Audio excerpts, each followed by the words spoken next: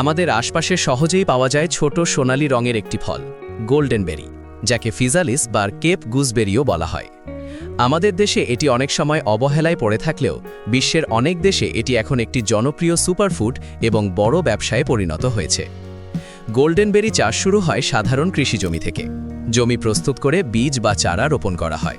কিছুদিনের মধ্যেই গাছ বড় হয়, ফুল আসে এবং সেখান থেকেই ছোট ছোট ফল তৈরি হয়। এই ফলের একটি বিশেষ বৈশিষ্ট্য হল এর পাতলা খোসা, যা ফলকে প্রাকৃতিকভাবে সুরক্ষা দেয়। ফল পাকার সময় সবুজ থেকে হলুদ বা কমলা রঙে পরিবর্তিত হয়। গোল্ডেন বেরি খুব নরম হওয়ায় এটি হাতে হাতে সংগ্রহ করা হয়।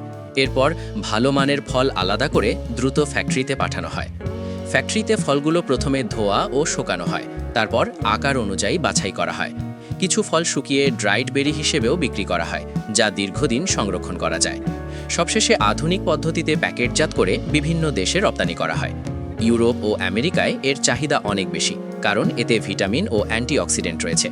সব মিলিয়ে আমাদের দেশে সহজলভ্য এই ফলটি সঠিকভাবে চাষ করা গেলে এটি বড় একটি অর্থনৈতিক সম্ভাবনায় পরিণত হতে পারে।